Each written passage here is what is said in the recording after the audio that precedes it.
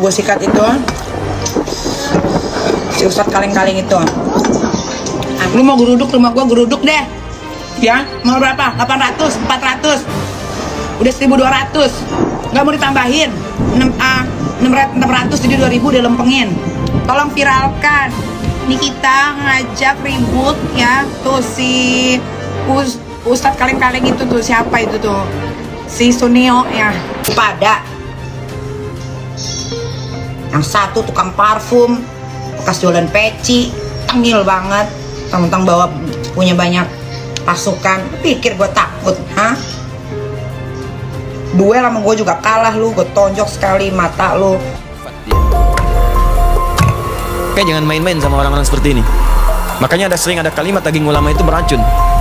Hati-hati tuh, sekarang saya ingatkan ya kalimat ini karena sering ada orang bermain dengan ulama tuh, ngedit fotonya, dibuat begini, buat begitu, keluar aja kalimat tuh, udah tuh ya, udah paling ringan meninggal mengenaskan, paling ringan tuh, paling ringan. Karena ulama itu pewaris Nabi. Kalau antum nyakiti ulama, nyakitin Nabi. Itu hadisnya ada, wa innal ulama warathatul anbiya di Ibnu Majah, nomor hadis 233.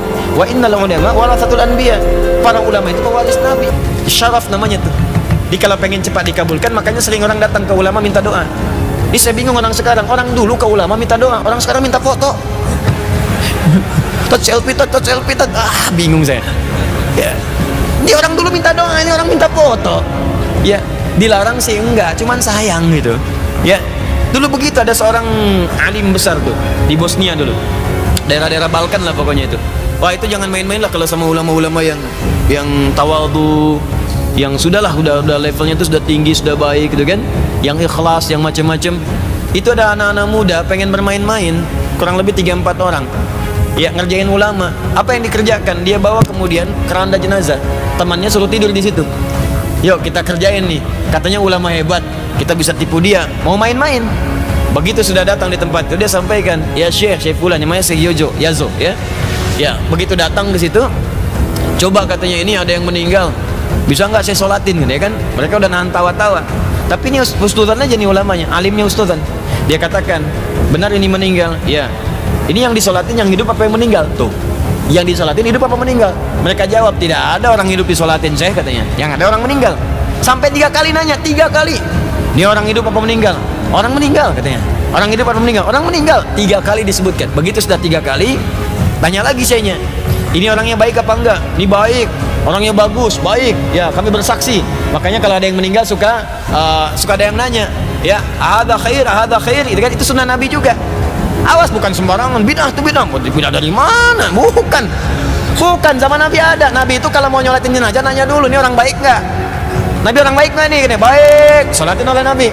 Tapi kalau ada masalah, kalian aja yang sholatin. Diambil oleh para ulama. Makanya cara nafsirin teks itu lihat ahwal ulama. Kata para ulama, kita memastikan yang kita sholatkan itu baik. Kalau kurang baik, kita doakan jadi baik. Kalau baik, kita mintakan pada Allah tempatkan di tempat yang terbaik. Maka orang nanya, ada khair, yuk kita sholatin bareng-bareng, ya kan? Dalam sholat kita doakan dengan baik. Itu maksudnya. Ditanya, apa ini orang baik? Baik, itu baik. Maka doakan, kata beliau, yuk kita sholatkan mudah-mudahan husnul khotimah. Disolatkan. Sholat benar-benar, sholat. Begitu selesai langsung pergi. Begitu pergi ketawa anak muda ini. Katanya ulama beneran kita tipu. Katanya ulama beneran kita tipu juga. Kena deh kalau kata bahasa sekarang gitu kan. Ketawa mereka semua. Begitu ketawa dia panggil yang di keranda, hei bangun, kita udah menang katanya. Bangun, gak ada jawaban. Bangun, gak ada jawaban. Begitu dibuka sudah kaku. Selesai, wafat dia. Kayak jangan main-main sama orang-orang seperti ini. Makanya sering ada kalimat daging ulama itu beracun. Hati-hati tuh, sekarang saya ingatkan ya kalimat ini karena sering ada orang bermain dengan ulama tuh, ngedit fotonya, dibuat begini, buat begitu, keluar aja kalimat tuh, udah tuh ya, udah paling ringan meninggal mengenaskan, paling ringan tuh, paling ringan. Karena ulama itu pewaris Nabi. Kalau antum nyakiti ulama, nyakitin Nabi. Itu hadisnya ada, wa innal ulama warathatul anbiya di Ibnu Majah, nomor hadis 233. Wa innal ulama warathatul anbiya, para ulama itu pewaris Nabi. Antum punya warisan antum diambil orang, marah antum kan? Antum punya warisan tanah antum, warisan bapak diambil orang, antum marah. Ya warisan Nabi diambil antum, dicela antum, ya Nabi marah lah. Paham ya? Ya, yang paling bahaya, ulama itu ditempatkan nomor 3 oleh Allah setelah malaikat. Ya, syahidallahu annahu la ilaha illa huwa wal malaika wa ulul ilmi. Ulama urutannya ditempatkan oleh Allah, dipuji. Antum ganggu ulama, ya Allah marah. Paham ya? kenapa tegang begini? Ya. Nah, itu mesti hati-hati. Awas jangan salah kontrol. Jangan salah kontrol ya. Jangan celah, jangan apa-apa dan sebagainya. Ini seringkali begini nih karena konstelasi politik juga sekarang nih pilpres apa-apa, mungkin di setiap kubu ada ulama, ada apa. Kita hormati, mungkin masing-masing punya ijtihad. Ya, kalaupun misalnya ada sesuatu yang keliru, jangan diolok-olok, tidak. Kita doakan dengan baik. Pilihan boleh beda, silahkan. Ya. Itu tidak ada masalah, tapi jangan berselisih, jangan sampai ribut dan sebagainya. Paham ya? So, apalagi kemudian menjelek-jelekan ulama itu tidak boleh. Ya, mendoakan boleh. Ya Allah, mohon jadikan hadar rais gini diskusi pulan, amin, kita aminkan, amin, kan? Nah, itu boleh, silakan aja. Ya, pas diralat gak sempat ngaminin lagi juga nggak apa-apa, ya nggak ada masalah gitu. Ya nggak usah rame, biasa aja, gitu ya, biasa aja. Ya nggak usah langsung dicari, disusul, gini gitu kan, kasihan juga gitu kan. Halo, sudah ya, udah dulu lah. Jadi kesimpulannya apa? Kesimpulannya adalah Syekh Muhammad Hashim bin Asy'ari menyampaikan keutamaan ahli ilmu itu dan keutamaan orang yang rajin mencari ilmu, ke majelis ilmu dan sebagainya, itu dimuliakan oleh Allah Subhanahu wa taala, dan diantara kemuliaannya ketika dia berdoa itu akan cepat untuk dijawab.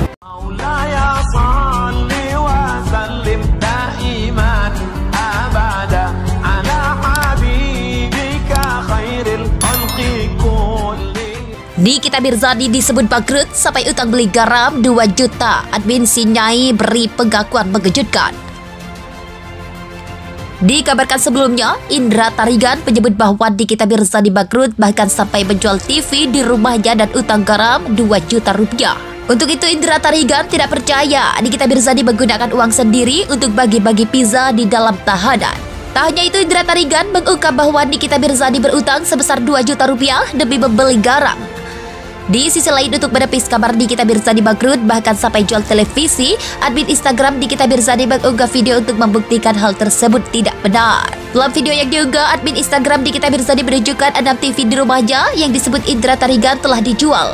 Video tersebut memperlihatkan 6 TV berukuran besar, termasuk 1 unit untuk monitor CCTV berada di beberapa ruangan. Selain menjual TV, Indra Tarigan juga menyebut di Kitab Mirzadi memiliki hutang bekas garam dapur. Soal hutang garam dapur, admin di Kitab Mirzadi memperlihatkan kaldu rasa jamur yang biasa mereka gunakan. Terakhir, dalam video tersebut juga terdengar peringatan terhadap Indra Tarigan untuk menunggu kasasi. Siapa tahu nanti dirinya berakhir di penjara. Diketahui saat ini, di Kitab Mirzadi sedang ditahan di Rutan Serang kelas 2B. Di Kitab Mirzadi ditahan atas kasus pencemaran nama baik yang dilaporkan Dito Mahendra. Di Kitab Mirzadi disebut bangkrut sampai utang beli garam 2 juta. Admin Sinyai beri pengakuan mengejutkan. Dikabarkan sebelumnya, Indra Tarigan menyebut bahwa di Kitab Mirzadi bangkrut bahkan sampai menjual TV di rumahnya dan utang garam 2 juta rupiah. Untuk itu Indra